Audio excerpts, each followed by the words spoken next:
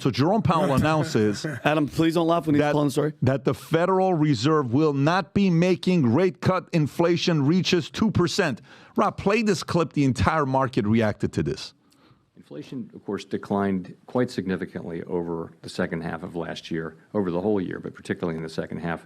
But 12-month core PCE inflation, which is one of the most important things we look at, is estimated to have been little changed in March over February at 2.8%, and the 3- and 6-month measures of inflation are actually above that level.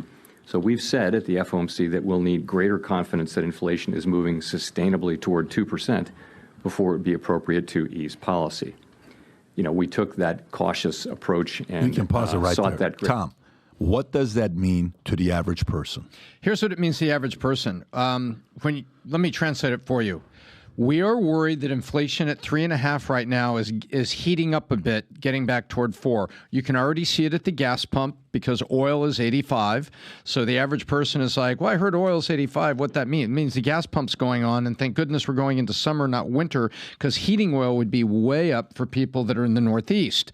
Also, it means that if you bought a house maybe last year, squeezed into something at 7%, you notice the mortgage rates are still 7%. They're probably only heading back to 6 3/8 or 6.5 by the end of this year because they're talking about only cutting twice. So what does that mean? It means the economy is not improving as much as the headlines say. That inflation is stubborn. It's still here. People are still seeing it up. And if you're thinking of buying a house and you think those interest rates are going to come crashing down this year, they're not. That's the loose translation, PBD. Okay, so while we're looking at this, Tom, now at the last year, December, when we're going into a new year, December 2023, going to 2024, a lot of people were speculating that rates are going to be lowered probably 4 to 6 times this year. That was a number a lot of people, and when I say a lot, I mean the heavyweights. I'm talking the guys that are the guys you go and read about, the Morgans, the Goldmans, the guys that are the experts, right? And a leak from a guy on the St. Louis Fed. That's right. So, okay, everybody's like, oh my God, it's going to go down. It's going to be great. It's going to be this. It's going to be that. And then all of a sudden, no. Another month. No. Another month. No. Inflation's not dropping. Inflation went up 0.5 point. So now all of this is continuing the way it is to where we're at with today. Is there any likelihood, Tom, that maybe there will be 0 rate cuts in 2024? Like if you were to give your percentage, that there will be 0 rate cuts at all in 2024, where are you at with that, percentage-wise? Right now, I'm only 50-50 at 2 rate cuts, and I'm falling. Got it. And so But where are you at for 0 rate cuts? I'm probably 25% and coming up. At 0 rate cuts? Yep, because the inflation has been stubborn. We saw unemployment is higher. I mean, the government's saying that unemployment rate was staying the same, but we don't see how that's possible with all the layoffs that have been announced. And many states are announcing that jobless claims and, unemployment checks that you can get for 6 weeks, those are up. So how is it that national stats are more moderate, but the states are seeing it worse? We think Washington's playing with the stats. And when you look at all that, that means it's even a potential mild recession the second half of this year. Mild recession. They won't announce that, obviously, but... Oh, hell no. They will do everything possible not to say the R word for fourth quarter of the year. Let me go to the second part of this question, which is the oil, right? U.S. crude oil falls below $85 as traders discount Iran-Israel war at risk, right, that we have. So this is a CNBC story. Let me read this to you.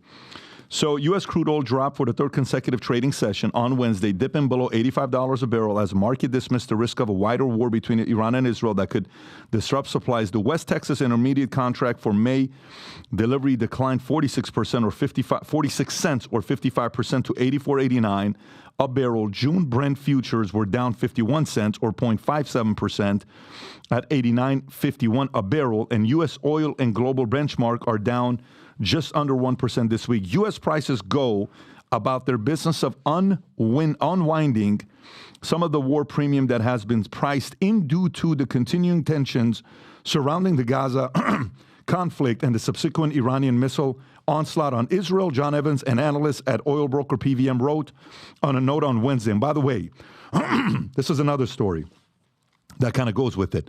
Direct Iran-Israel war could spike oil by $30 to $40. You know who says? Bank of America says. And they said this yesterday.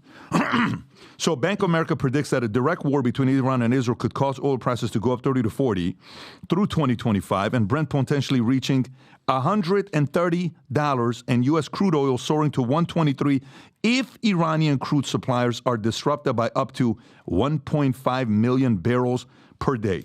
Tom, you have inflation. That's one thing. You have interest rates. That's one thing. You have unemployment. That's one thing. You have oil, gas prices. That's one thing. What do you think is going to happen here with oil and gas prices? Okay, all those first things you mentioned is like the flu. If oil moves like that, it's cancer on the economy. Tell me why. Because oil affects everything. Oil affects fuel, just transporting goods back and forth. And by the way, the U.S. consumer is so much in debt right now. We have a freight recession going on where the amount of freight being transported around is down. So you have that. So if oil goes up, air travel goes up immediately. Energy costs, just basic energy costs for your car goes up. Plastics go up. Plastic starts in a barrel of oil.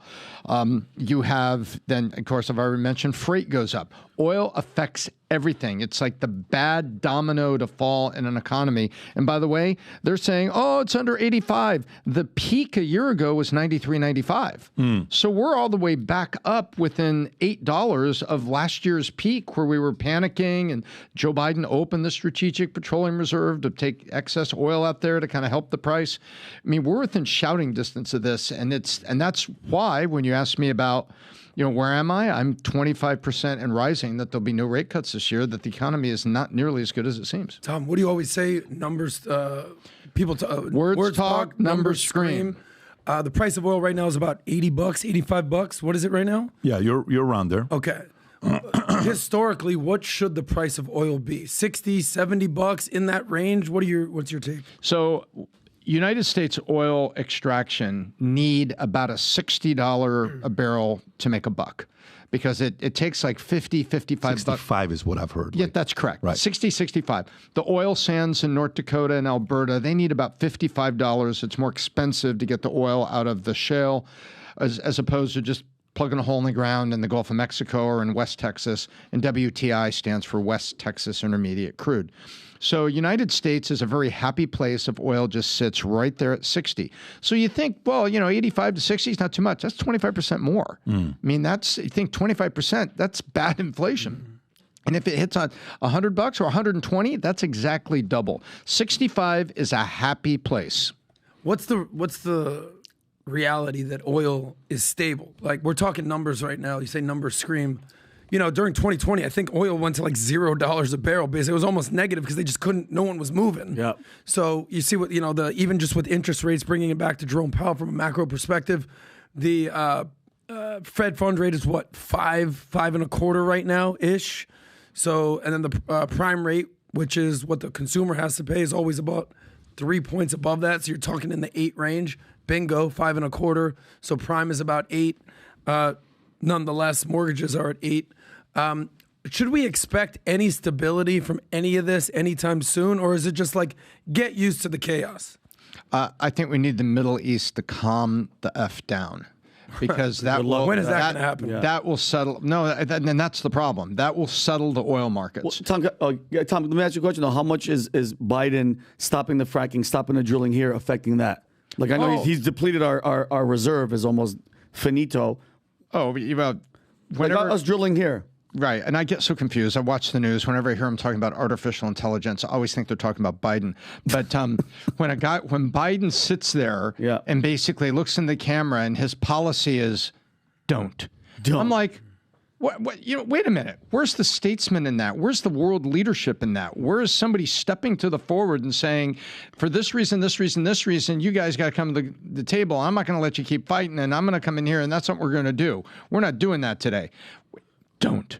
Biden, I don't care who's in the White House. If that is your foreign policy is based on looking into the camera, we're screwed. Rob, can you pull up that number real quick I just sent you? And Adam, I know you got a question. I want to show you this as well.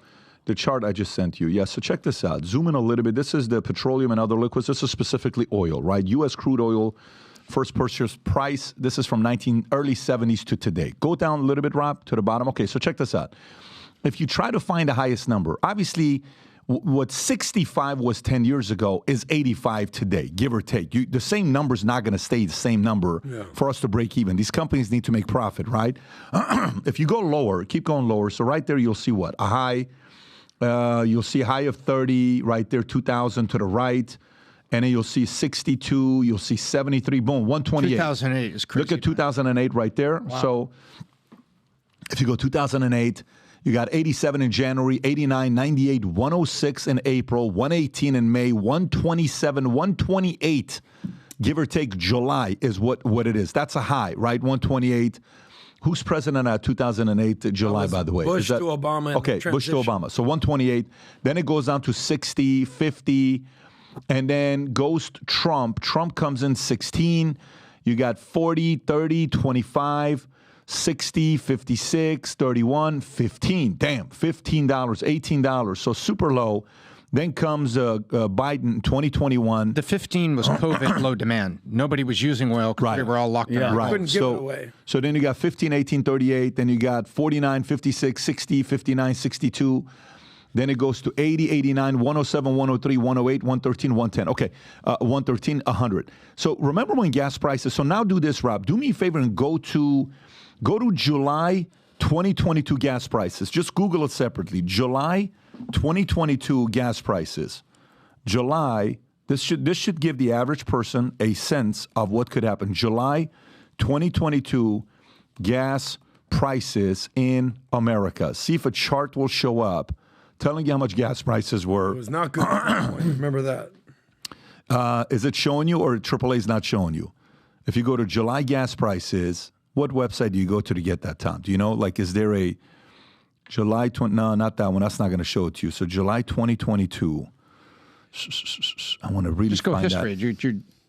July 2022 gas prices history. See if it'll find like a chart. Rob, just go to bizdoc.com. It's all on there. July 2022. Here we go. I found it. Okay.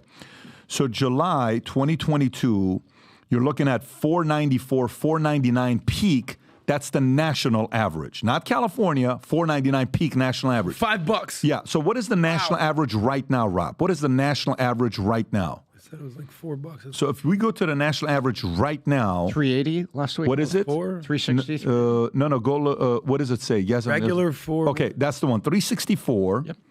So let's just say 499, which is what, $1.36 more. What's $1.36 on 364? Can you do $1.36 on 364? A little over 5. So $1.36 divided by 364. Okay, 37%. So 37% is what it is. There you go. So if this thing all of a sudden today goes from where it's at to 125 a barrel. If it goes to 125 a barrel, gas prices national average will be $5.50. Can you go to California right now to see how much gas prices are in California right now? And it's 38% on the tax in California. Right. So if I go to California, gas prices today, $5.45, $2, $1.37%. So bump that up 37%, Rob. I know you're quick with math. So if you can do $5.45, increase it. It's going to be like $7. 545, 0.37. So you got $7.50. So gas prices could go to $7.50 in California for regular, not premium. It'd be $8 for premium if this thing gets $125. That's what you need to know. So for those who, some people, go on dates on Ubers. Can you imagine what now you have to cut down your 2 days to 1 day a week? Yeah, listen, babe, I can't send it today. Catastrophic for the would do Ubers, Uber the Lyfts, all these different kind of things that takes place. But that's what this means, basic math, what it could affect. And by the way, this is not just going to affect this Uber, food, everything's going to be going up. And this is the one thing that people will directly feel. Mm-hmm. This number they'll feel. Because and let me translate even further. That means to fill your tank with gas, and the average fill up I've read is 12.5 gallons. At that price, you're looking at $100. Right. It's $100 to fill your tank. $7.50 times. Listen, I don't know about you guys. Because Tell me about a school teacher. Tell me about a school teacher doing that every week. That's $400 a month on gas. Yeah. I haven't gotten involved. I was going to say I concur because I'm not into this. The numbers. My head I'm not hurts. into this whole energy thing. But listen, just from going off of what you guys said, whoever's the current president, I'm voting for that guy. This Joe Biden guy, oh my God! You're Like an just OPEC man. hearing those numbers, inflation, that's the type of that's what America likes. You would think he's a Republican trying to help the oil guys out in Texas. That's what you would think. Yeah, exactly. Right. He's an OPEC man. Yeah. Oh, He's an oil man. I'm voting for Democrats for the rest of my life. The reality is when gas prices are too high, consumers can't pay for it. They freak out. They stop traveling, stop spending. But when they're too low, oil companies all around the world basically start layoffs, start cutting thousands of workers, and they cut back on operations. So there needs to be some stability if they can figure it out. Yeah, good luck. But with war in that region of the world, the Middle East, the oil, no good. No, that definitely doesn't. Go ahead, Tom. It reminds me, there was a time where Saturday Night Live wasn't just a bunch of liberal tools. And you go back to when Jimmy Carter was president, Dan Aykroyd did a skit where Dan Aykroyd was Jimmy Carter, and he said, I have a new policy. Inflation is our friend. Haven't you ever wanted to wear a $1,000 suit? Well, with my administration, next year's you can go to Penny's and get one. Jimmy Carter. Tom the Biz Doc. Yeah, No, that was not bad. I can no longer remain in today's Democratic Party. Tulsi Gabbard says she is no longer a Democrat. A potential Tulsi Gabbard VP. Where we are being told that we just have to comply and go along with whatever they say. American people are smarter than this. However, we must remain vigilant to recognize their propaganda for what it is, pure lie. Unfortunately, we live in a time where free speech is under attack.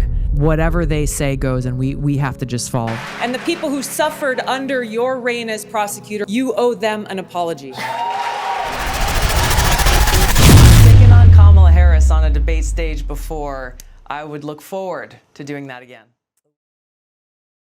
So if you like this clip and you want to watch another one, click right here. And if you want to watch the entire podcast, click right here.